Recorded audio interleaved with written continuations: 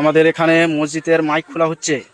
এর বিরুদ্ধে আমি খুবই তাড়াতাড়ি কলকাতা হাইকোর্টে যাচ্ছি, কারণ অলরেডি এইটা নিয়ে যে তাদেরকে কোনো জায়গায় থানায় ডেকে বা থানার পক্ষ থেকে পুলিশকে পাঠিয়ে এই নিদান দেওয়া হয়েছে যে মাইক খুলে নিতে হবে। মসজিদ কমিটি বা ধর্মস্থান মন্দির বা যে কোনো জায়গাতে মাইক খুলে নিতে হবে। বিশেষ করে মসজিদে যেগুলো খুলেছে আমার কাছে খবর এসেছে, যেগুলো কে বলেছে। আমরা জানতে চেয়েছি, কিন্তু পুলিশের পক্ষ থেকে কোনো রিটেন অর্ডার কপি বা নোটিফিকেশনের কোনো কপি দেয়নি।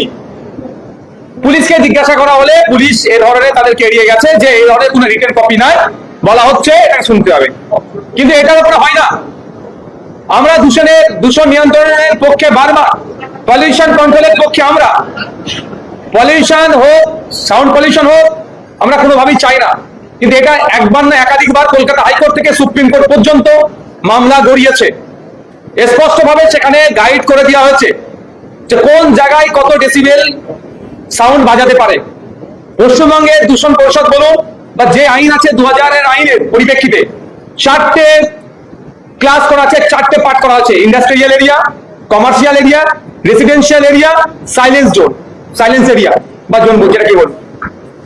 যে নিয়ম নির্দেশিকা আছে দিনের জন্য তথা সকাল 6টা থেকে রাত 10টাকে দিন বলা হচ্ছে এই আইনের পরিপ্রেক্ষিতে, রাত 10টা থেকে সকাল 6টাকে বলা হচ্ছে রাত। কত ডেসিবেল বাজানো যাবে নির্দিষ্টভাবে করা আছে। তারপরেও প্রশাসনের পক্ষ থেকে একটা অংশ যেভাবে ভয় দেখিয়ে এক প্রকার হুমকি দিয়ে বন্ধ করানোর চেষ্টা করছে, মাইক খোলার চেষ্টা হচ্ছে ধর্মস্থানগুলো থেকে, এর আমরা পরিপন্থী। অলরেডি আমি আমাদের রাজ্যের যিনি ডিজি আছেন, ডিজি স্যারের কাছে জানতে চেয়েছি, কারণ একাধিক জায়গায় একাধিক রকম ভাবে বার্তা আসছে। এক জায়গায় আসছে আপনার যে টোটালি মাইক খুলে নিতে হবে, আবার একটা বার্তা আসছে আপনার হজরের অর্থাৎ ভোরের সময় যে কল পার প্লেয়ার বা আজান দেওয়া হয়, পাবলিক অ্যাড্রেস যেটা করা হয় সেটাকে বন্ধ করতে হবে। আবার কোনো জায়গায় খবর পাওয়া যাচ্ছে মাইক খুলে দিয়ে নাকি শুধু বক্স লাগাতে হবে। আমাদের স্পষ্টভাবে আমরা জানতে চেয়েছি ডিজিপি স্যারের কাছে যে অ্যাকচুয়াল আপনাদের নির্দেশিকা কি আছে। যদি এই ধরনের কিছু নির্দেশিকা থাকে আমাদেরকে প্রোভাইড করুন এবং প্রত্যেকটা মসজিদ কমিটিকে প্রোভাইড করে দিন। মসজিদ কমিটি হোক বা অন্যান্য ধর্মস্থানে যেগুলো আছে, সে মন্দির হোক, গুরুদ্বার হোক, গির্জা হোক, যারাই সাউন্ড সিস্টেম ইউজ করে, নিশ্চিতভাবে কোনো যদি নির্দেশিকা থাকে নির্দেশিকার মধ্যেই থাকবে, নির্দেশিকার বাইরে যাবে না। তা না করে যেভাবে থানা বা প্রশাসনের মাধ্যমে থ্রেট করা হচ্ছে, ডেকে এক প্রকার থ্রেট করছে, এটা কোনোভাবেই মেনে নেওয়া যায় না। তা আমি এই যে চাপিয়ে দেওয়ার যে চেষ্টা চলছে এর বিরুদ্ধে আমি খুবই তাড়াতাড়ি কলকাতা হাইকোর্টে যাচ্ছি, কারণ অলরেডি এইটা নিয়ে মামলা হয়েছিল, অর্ডার আছে, তারপরে এই ধরনের বিশৃঙ্খলা তৈরি করার চেষ্টা হচ্ছে কেন? আমার মনে হচ্ছে কোনো না কোনো জায়গাতে একটা বিশৃঙ্খলা তৈরি করার চেষ্টা চলছে, যে বিশৃঙ্খলা দিয়ে দেখানো হবে এটাই উন্নয়ন। আজকে লক্ষ্মীর ভান্ডারের পরিবর্তে অন্নপূর্ণা ভান্ডার দেওয়ার কথা ছিল, প্রত্যেকটা মহিলাদের দেওয়ার কথা, সেখানে ধাক্কা দিয়েছে প্রথমে পশ্চিমবাংলার মহিলাদের সাথে। আর এই মাসে অন্নপূর্ণার যোজনার যে প্রকল্পের টাকা এখনো পর্যন্ত পৌঁছাতে পারেনি। শুধু তাই নয়, দিল্লির মতো পেট্রোল ডিজেলের দাম হওয়ার কথা বলেছিল, 450 টাকায় গ্যাস পাওয়ার কথা বলেছিল, 200 ইউনিট বিদ্যুৎ ফ্রির কথা বলেছিল, সে কথা প্রমিস করেছিল, ম্যাক্সিমামটা ফেল করছে। ফলে জনমানুষের যে ক্ষোভের সঞ্চয় রয়েছে, ক্ষোভের সৃষ্টি হয়েছে, আমার মনে হয় কোনো না কোনো কখন কাশ্মীরকে ডেকে নিয়ে এসে ক্ষোভটাকে প্রশমিত করার চেষ্টা করেছিল। সমগ্র মুসলিম সমাজের মানুষ কাশ্মীরকে পাত্তাই দেয়নি, সেটা ওষুধটা কাজ হয়নি। তাহলে আমার মনে হচ্ছে নতুন করে একটা বিশৃঙ্খলা তৈরি করার জন্য অপচেষ্টা চলছে। শুধু তাই নয়, আর্টিকেল 14, 19, 21, 25 থেকে 28 সরাসরি ভায়োলেশন হচ্ছে, এটা চাপিয়ে দেওয়ার জন্য। তাই এটাকে সামনে রেখে আমরা কলকাতা হাইকোর্টে যাচ্ছি আইনি লড়াই হবে। আর একটা আপনাদের মাধ্যমে সাধারণ বিশেষ করে মুসলিম সম্প্রদায়ের মানুষকে বলবো, কারো প্ররোচনায় পা দেবেন না। আইন বিচার ব্যবস্থার প্রতি আমরা ভরসা ছিল, আছে, থাকবে। আমরা আইনি লড়াই করব। আইন যেটা ঘোষণা করেছে, সাইলেন্স জোনের জন্য যেটা আছে, রেসিডেন্সিয়াল জোনের জন্য যেটা আছে, কমার্শিয়াল জোনের জন্য যেটা আছে, ইন্ডাস্ট্রিয়াল জোনের জন্য যেটা আছে, সে তার মোতাবেক আমরা চলবো, তার বাইরে আমরা যাব না। মনে আছে যে বিধানসভায় শুরুতেই আমাদের মুখ্যমন্ত্রী বলেছিলেন যে তৃণমূলের এই গুন্ডাদের এবং সিপিএম এর হারমাদদের দমন করার জন্য এই গুন্ডা দমন আইনের প্রয়োজন ছিল, ঘোষিতভাবে বলেছিল। তা আমরা চায়ের দোকানে মজা করতে করতে, বন্ধু বান্ধব যেমন থাকে সেখানে আলোচনা করতে করতে বলছিলাম যে তৃণমূলের গুন্ডাদের আর সিপিএম এর গুন্ডাদের দমনের জন্য গুন্ডা দমন আইন, বিজেপির গুন্ডাদের জন্য কি আইন হবে? তাদের জন্য কি এ আইন চলবে না? আমরা আজকে সারা পশ্চিমবঙ্গ জুড়ে কি দেখছি? কাদের রাজত্ব চলছে? বাস্তবে গুন্ডাদের রাজত্ব চলছে। যা ইচ্ছে তাই তারা করছে।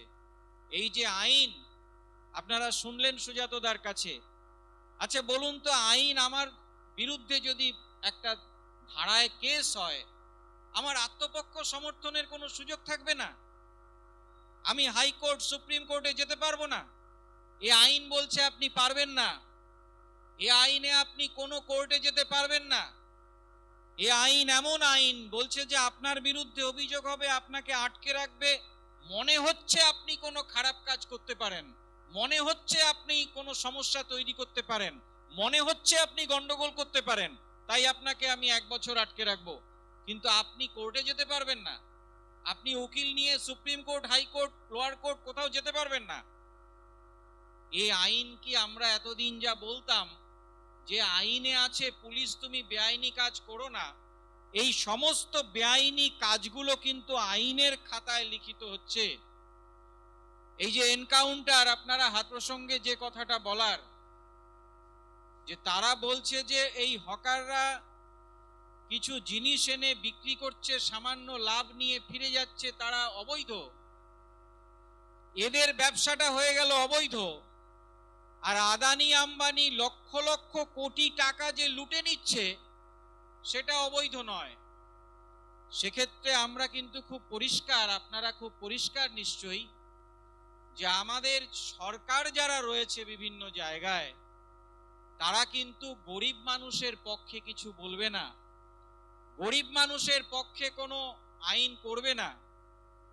এই যে আপনারা যদি গুন্ডা দমন আইন দেখেন, একটা আইন যে তৈরি করে, যে সরকার তৈরি করে, সে কার স্বার্থে করবে? যারা রয়েছে তাদের স্বার্থে করবে। ব্রিটিশ আইন করেছিল কার স্বার্থে?